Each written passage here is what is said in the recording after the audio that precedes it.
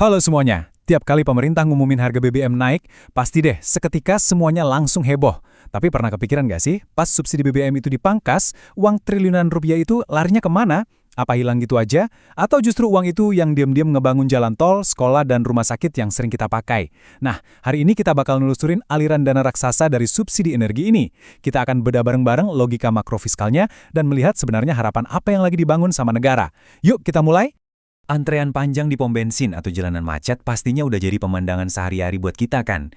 BBM ini ibarat urat nadi ekonomi. Begitu harganya naik, dampaknya langsung kerasa banget di kantong. Ongkos jalan jadi mahal, harga bahan pokok di pasar juga ikutan naik. Ini beneran dilema nyata yang sering banget bikin warga protes. Tapi, buat paham kenapa pemerintah sering ngambil keputusan pahit ini, kita perlu mundur selangkah dan ngelihat gambaran yang lebih besar. Nah, ini dia pertanyaan kritis yang bakal jadi fokus kita sekarang. Kalau subsidi dipangkas, triliunan rupiah itu ngalirnya kemana sih? Kita bakal coba jadi detektif sebentar buat ngikutin jejak uangnya. Apakah ngurangin subsidi yang sebenarnya disukai banyak orang ini beneran bawa manfaat nyata buat APBN dan masa depan bangsa kita? Buat nemuin jawabannya, kita harus balik ke akhir tahun 2014. Waktu itu ada sebuah momen bersejarah di mana pemerintah ngambil keputusan yang super berani, yaitu putar balik arah kebijakan fiskal. Mereka mutusin buat berhenti membakar uang di jalanan lewat subsidi BBM, dan milih buat ngalihin dananya. Kenapa? Soalnya saat itu uang negara yang jumlahnya gila-gilaan cuma habis menguap jadi asap knalpot. Konsepnya gini, kalau disubsidi, kita beli bensin murah, dipakai jalan, terus ya udah bensinnya habis dibakar. Itu namanya belanja konsumtif. Efeknya kerasa sebentar aja. Tapi, bayangin kalau triliunan uang bensin tadi diubah jadi belanja produktif. Disulap jadi jalan tol, bendungan, rumah sakit, atau sekolah. Memang sih, awalnya kerasa sakit karena kita harus bayar bensin lebih mahal. Tapi secara jangka panjang, uang itu jadi modal pembangunan yang manfaatnya bisa dirasain sampai puluhan tahun ke depan.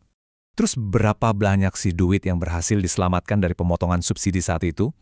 Tembus 48 triliun rupiah.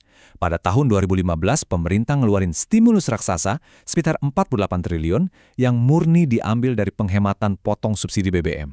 Dana super besar ini langsung disuntikin buat jadi modal ke berbagai BUMN. Pertanyaannya, siapa aja yang dapat cipratan dana raksasa ini? Nah, uang itu ternyata lari ke perusahaan-perusahaan yang ngebangun negara.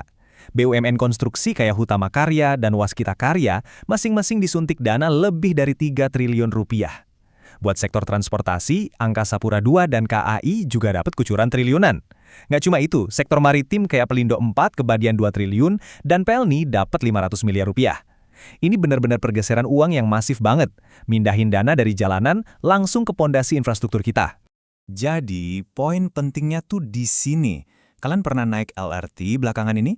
Atau ngerasain mulusnya nyetir di tol Trans Jawa dan Trans Sumatera? Ya, fasilitas yang bikin hidup kita jauh lebih gampang hari ini, sebagian modalnya berasal dari subsidi BBM yang dipotong bertahun-tahun lalu. Luar biasa banget kan? Pas kita sadar kalau infrastruktur megah yang kita pakai tiap hari adalah hasil nyata dari reformasi energi di masa lalu. Tapi tunggu dulu, nyabut subsidi tanpa ngasih jaring pengaman, itu kan sama aja bunuh diri secara sosial, ya nggak? Pemerintah juga sadar kalau masyarakat menengah ke bawah pasti paling kena imbas inflasinya. Makanya, dana penghematan tadi nggak cuma buat aspal dan beton. Sebagian besar dialihkan buat perluasan Kartu Indonesia Pintar yang targetnya dinaikin pesat dari 18 juta jadi 24 juta siswa. Terus ada juga Kartu Indonesia Sehat dan berbagai program perlindungan lainnya buat mastiin rakyat yang paling rentan tetap aman. Oke, sekarang mari kita bahas realitanya. Karena di dunia nyata, ngerubah kebijakan harga energi itu efeknya nggak main-main. Ada sisi gelapnya. Tiap kali harga BBM diutak-atik, guncangannya langsung kerasa ke seluruh ekonomi makro. Inflasi bisa tiba-tiba melonjak, yang ujung-ujungnya maksa bank sentral naikin suku bunga. Belum lagi tekanan anggaran yang luar biasa ngeri kalau lagi ada krisis global. Bukti nyatanya ada di bulan November 2014. Efek kejut pasca kenaikan BBM waktu itu bikin inflasi tambahan sekitar 2,6–3%. Alhasil, inflasi tahunan kita langsung meroket nembus 8,36%. Ongkos angkut barang jadi mahal, harga bahan pokok ikutan terbang.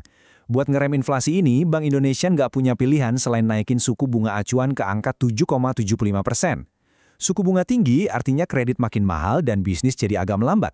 Bener-bener obat dengan efek samping yang kerasa banget perihnya. Dan ancaman buat APBN itu belum berhenti di situ. Coba kita lompat ke tahun 2022, pas ada guncangan harga energi global. Karena harga minyak dunia meroket tajam dan pemerintah berusaha keras nahan biar harga BBM di dalam negeri nggak meledak, APBN kita harus nanggung beban sampai 551,2 triliun rupiah. Angka ini setara sama 2,8% dari total PDB negara kita. Duit sebanyak itu, yang mestinya bisa buat bangun sekolah atau investasi lain, habis seketika cuma buat nombokin selisih harga bensin. Posisi ini ngerangkum banget dilema yang selalu dihadapin pemerintah. Kalau subsidi dipertahanin pas harga minyak dunia lagi mahal, APBN kita bakal berdarah-darah, nguras dana yang harusnya buat hal-hal produktif. Tapi kalau subsidi tiba-tiba dicabut, inflasi langsung ngamuk, dan daya beli jutaan keluarga miskin bakal ancar lebur. Serba salah banget, kayak maju kena mundur kena. Makanya butuh strategi kompensasi yang super presisi. Tapi kita nggak boleh pesimis, karena selalu ada jalan keluar. Akar dari semua sakit kepala ini sebenarnya satu. Kita itu ketergantungan banget sama impor BBM. Selama kita masih ngimpor, kita bakal terus diombang-ambing sama harga global. Obat penawar jangka panjangnya? Ya, kita harus mandiri. Kita harus ngebangun kilang minyak sendiri di dalam negeri biar lepas dari jebakan impor. Nah, mari kita lihat 2 mega proyek andalan untuk wujudin mimpi ini. Yang pertama, ada proyek RDMP Balikpapan di Kalimantan Timur. RDMP ini singkatan dari Refinery Development Master Plan. Ini bukan sekedar renovasi atau ngecat ulang kilang lama ya. Ini adalah perombakan skala raksasa, bernilai triliunan rupiah, buat ningkatin kapasitas secara radikal demi ngebangun kemandirian energi kita. Dampaknya beneran masif. Kapasitas kilang ini bakal melonjak dari 260.000 jadi 360.000 barel per hari. Nggak cuma makin banyak, kualitas BBM-nya juga bakal di-upgrade ke standar Euro 5 yang jauh lebih ramah lingkungan. Dari sisi ekonomi lokal, luar biasa banget. Pas masa puncak konstruksi, proyek ini nyerap sampai 24.000 tenaga kerja lokal. Dan tahu nggak, kontribusinya ke PDB nasional diproyeksikan nembus 514 triliun rupiah. Benar-benar pendorong ekonomi yang gila-gilaan. Terus yang kedua, ada proyek GRR Tuban di Jawa Timur. Sesuai namanya, Grassroots Refinery, kilang super besar ini dibangun benar-benar dari nol. Proyek patungan antara Pertamina dan perusahaan Rusia, Rosneft, ini nilainya fantastis banget, berkisar antara 15 sampai 24 miliar dolar Amerika. Nanti kalau udah jalan, kilang terintegrasi ini ditargetin bisa ngeproses sampai 300.000 barel minyak mentah tiap harinya. Sayangnya, ngebangun proyek sebesar itu nggak selamanya mulus. Proyek JRR Tuban ini lagi kena imbas tantangan geopolitik global yang cukup rumit.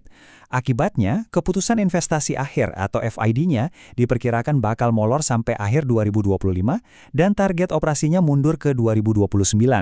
Ini nunjukin ke kita kalau langkah buat berdikari di sektor energi itu penuh banget sama ujian dan rintangan. Kalau kita tarik garis waktunya, perjalanan panjang ini adalah soal gimana kita beradaptasi. Mulai dari reformasi besar di tahun 2014 dengan mutusin buat bangun infrastruktur. Lalu diuji ketahanannya pas harga energi meledak di 2022, sampai akhirnya sekarang di 2025, pemerintah terus ngerapiin tata kelolanya. Misalnya lewat aturan baru kayak PMK nomor 73 tahun 2025 yang bikin skema kompensasi ke Pertamina jadi lebih jelas, biar keuangan mereka tetap sehat buat nerusin bangun kilang-kilang tadi. Jadi, harusnya kayak gimana dong bentuk subsidi yang ideal ke depannya? Para ahli sepakat, kita perlahan harus ninggalin subsidi harga produk. Karena kalau harga produknya dimurahin, siapa aja, termasuk orang kaya, bisa ikut nikmatin. Idealnya, kita pakai data akurat kayak data terpadu kesejahteraan sosial. Dari situ, subsidi dikasih langsung dalam bentuk bantuan langsung tunai, cuma ke keluarga yang benar-benar butuh. Kalau ini jalan, nggak ada lagi duit yang bocor. APBN bisa hemat ratusan triliun, dan uangnya bisa kita pakai buat nyiapin transisi ke energi hijau. Nah, kesimpulan dari obrolan panjang kita ini, isu subsidi itu bukan lagi sekedar soal dicabut atau enggak, tapi tentang kemana uangnya dipakai dan gimana ngelindungin yang rentan. Meskipun tata kelolanya udah mulai membaik, realita di lapangan seringkali beda cerita. Masih banyak subsidi yang salah sasaran alias dinikmatin sama mereka yang sebenarnya mampu. Contoh paling nyatanya, drama di balik tabung melon LPG 3 kg. Di pembahasan kita selanjutnya, saya bakal bongkar habis-habisan soal kebocoran ini. Pasti bakal seru banget. Terima kasih udah nemenin saya membedah topik ini, dan sampai jumpa di pembahasan berikutnya.